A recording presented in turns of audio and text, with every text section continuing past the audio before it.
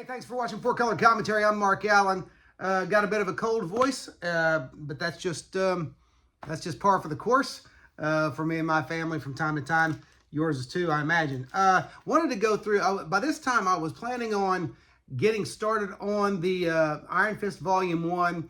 And actually going all the way back to Marvel Premiere number 25, John Byrne's first Iron Fist work, and just traveling on from there through issue 15. But I'm putting that off for one more video. I wanted to, one or two more videos, because I wanted to do a haul video today.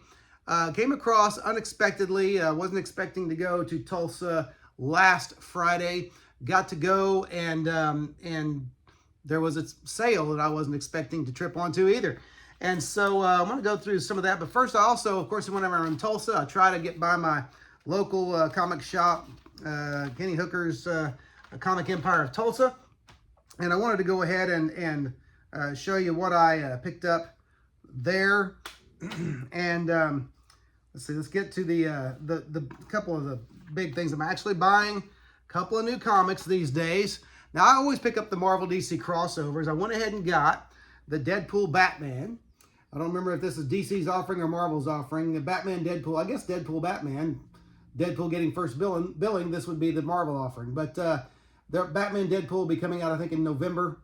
But anyway, I wanted to talk a little bit about this. So there will be spoilers ahead, so you need to be aware of that. But, the first story is written by Zeb Wells, Greg Capullo penciling. This is the Batman Deadpool crossover. This is the main event. And I'm not going to give too much away about the story. I will say that very, very, if you want to call it, very classic Deadpool, very classic Deadpool, being pretty immature Deadpool as far as some of the jokes and such as that. But it was a good, I liked the matchup of the characters. I will share something I liked about the story. Deadpool starts off, he first encounters Bruce Wayne. And again, I'm not giving too much away, but there are some spoilers. He first encounters Bruce Wayne before he encounters Batman. And he kind of jokes about, he says he's come to Gotham looking for Batman. And he doesn't get the whole Batman thing. He's a man dressing up as a bat, sounds kind of ridiculous. He assumes he's supposed to be scary to criminals, but he doesn't see how it works. And then when Batman actually does show up later in the story, let me show you. I'll give you the nice splash page there of Batman encountering Deadpool for the first time. And basically, Deadpool is like, when he sees Batman, he's standing before Batman. He's like, "My goodness, a man dressed as a bat. It works. I can't believe I'm saying this, but you're actually scary, you know." And so that was a neat point, or a neat nod to the classic Batman mythos. And so he actually did. Deadpool sees how he strikes terror into the hearts of criminals. And I liked Deadpool's interaction with his initial interaction with Commissioner Gordon. It was good. His interaction with the Joker. Yes, the Joker's in there. And actually, the Joker actually hires Deadpool. Okay, so the Batman Deadpool story is good. And it leaves an open-ended, it makes me kind of wonder if the book from DC is going to pick up where this one left off, because Batman basically tells him to leave Gotham, but then the last panel has Deadpool saying, no harm in sticking around and taking a little look around, right? So the story ends with Deadpool not quite leaving Gotham, so it kind of makes you wonder where the next story will pick up. Now, the next story is actually a Captain America and Wonder Woman story, written by Chip Zdarsky and penciled by Terry Dodson. This is and Rachel Dodson inking. I'll mention that just simply because I think they do their best work together. But Terry Dodson with a great look at the two characters and the mutual admiration of the two characters. And it does a good job. Let me show you some of the interior art. It does a good job of, what am I trying to say? Showcasing each character as the inspirational characters that they can be. In other words, they inspire each other. And each one of them is, lends strength to the other in certain ways. And so even though powers-wise, they couldn't be more different and couldn't be more separate as far as their powers and abilities, their roles as, examples for others, especially other super people, their roles are very important and they're very comparable. Okay, and so I like this. Now, what I didn't like too much about this particular story, they don't do a real good job of even telling you. You kind of assume that they inhabit the same universe in this case. As you know, as older readers know, the Marvel DC crossovers over the course of the last, 50 years? Near 50 years anyway. The first Superman, Spider-Man, I think, was 1976? And something, give or take a year. They assumed that all those characters, that those two characters, they had the same universe. They shared the same universe. That's just where it was.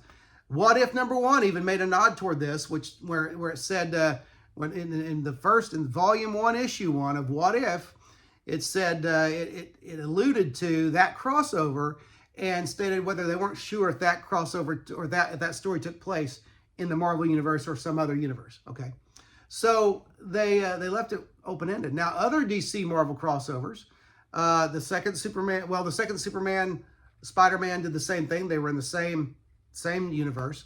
The Batman, Hulk went after that, same universe. The Teen Titans, X-Men after that, same universe.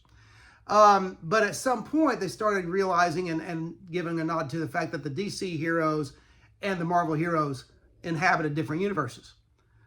And so, you're never sure what you're going to get. I think I'm sure some of the Image Marvel crossovers of the 90s, again, assumed a shared universe.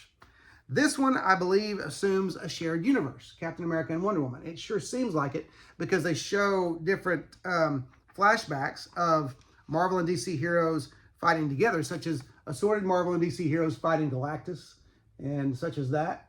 And so it doesn't really talk about split universes that I saw. And I do plan on going through and reading this again, and because it was good enough for that. Now, the next story, I don't even understand. I don't know who. Let's see. Jeff the Shark. I know who Crypto is, obviously. It's a story between Jeff the Shark, or a story of Jeff the Shark and Crypto. Let me go ahead and give you the. It doesn't. Let's see. It doesn't give a. It doesn't have a title page. That is odd and kind of a glaring oversight. Anyway, it is Jeff the Shark. I'll show you a picture here in a moment. Jeff the Shark and Crypto get together and play a game of volleyball. Boom. That's it, really. And I don't know who the creators are on that, and I'm not interested enough to look them up. You can look them up yourself. It was fluff, and I think it was just me. Waste of pages. All right. The next one was very good. This is, let me get some creators on this before I tell you. They may not be doing a great job again of, my goodness. Well, we have a Daredevil, Green Arrow crossover, and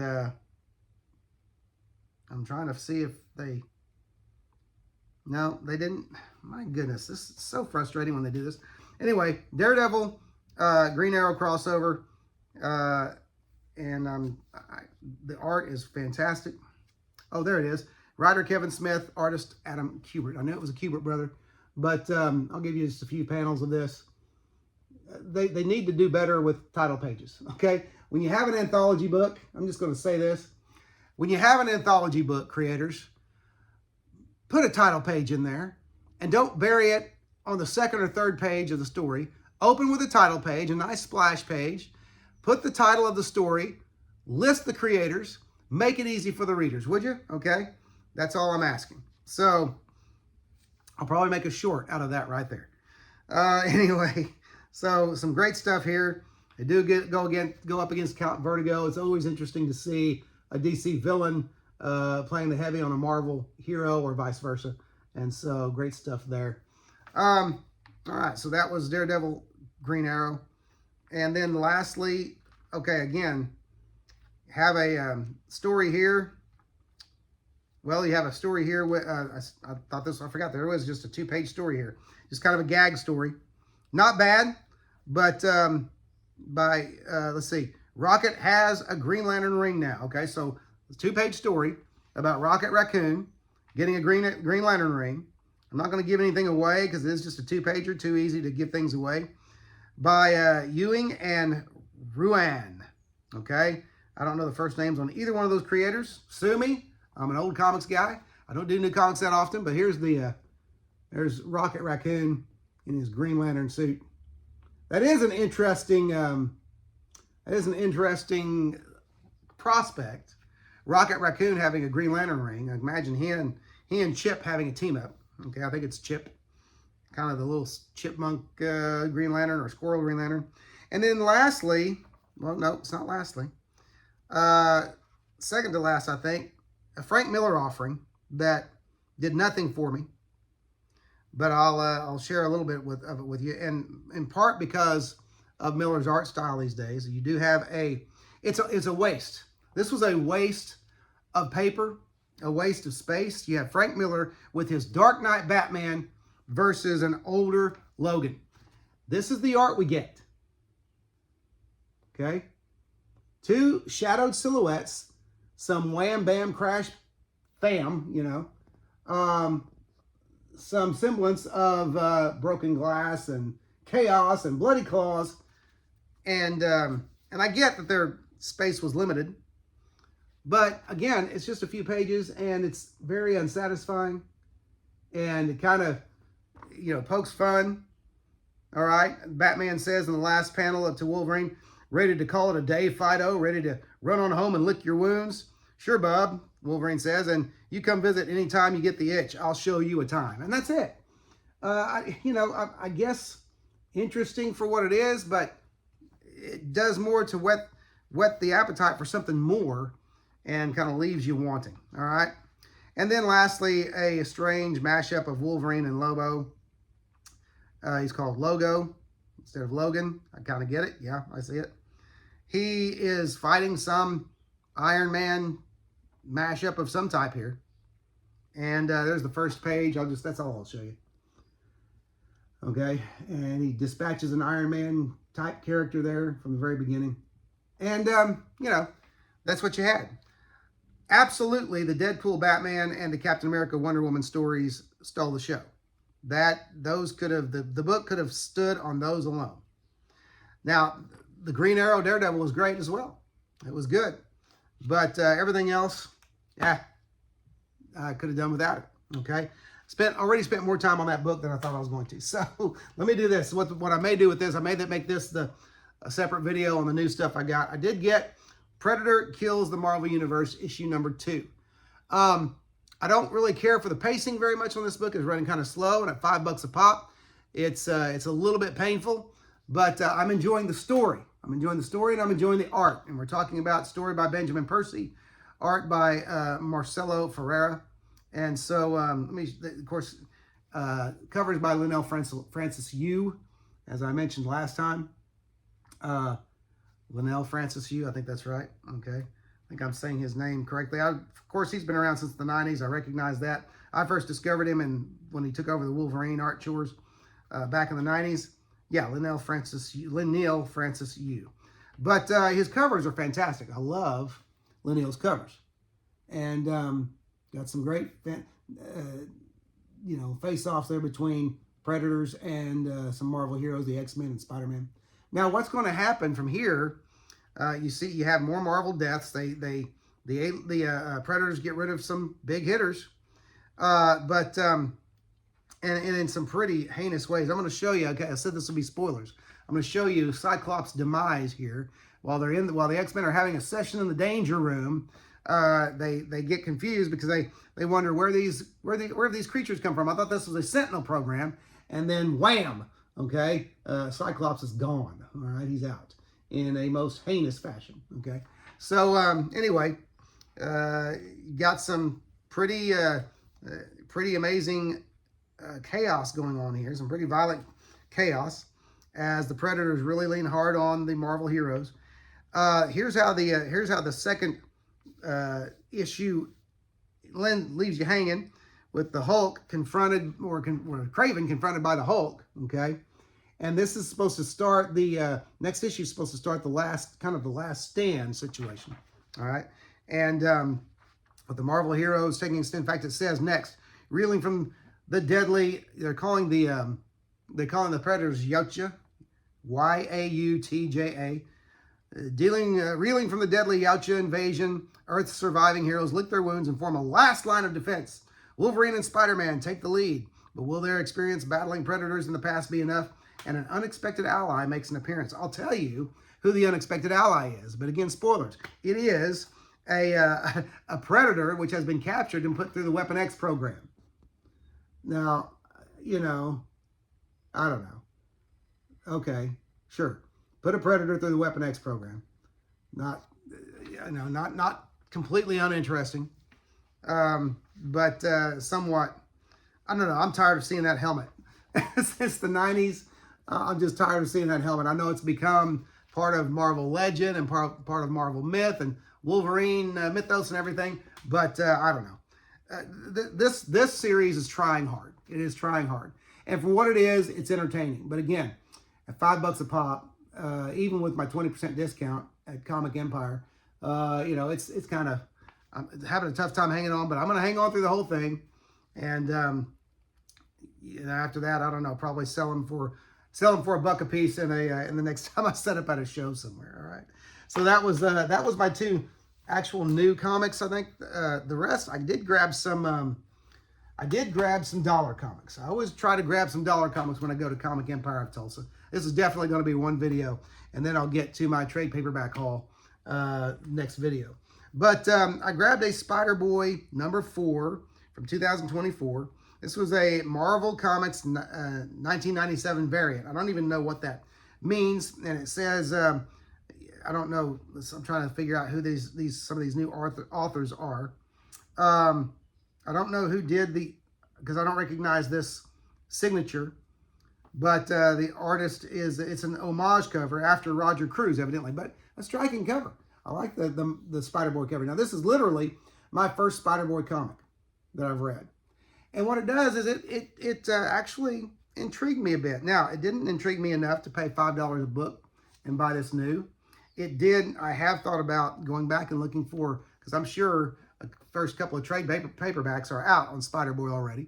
He's been out for a while. I don't know what his current issue number is, but I'm sure there's been enough Spider-Boy comics out there to you know, collect a couple of trade paperbacks. But you have a story in which Spider-Boy is feeling kind of jealous of, you know, he's Spider-Man's sidekick, but Miles Morales, Spider-Man, is Spider-Man's partner, okay? And he wants to be more included. And there's some jealousy issues, but there's also an issue of Spider-Boy having a monster side, and it shows up, and the jealousy over Miles Morales spells trouble for Miles when Spider-Boy monster attacks, or Boy Spider, as we find out he's called. Because what this has also is has a backup story in this book, which is actually pretty entertaining.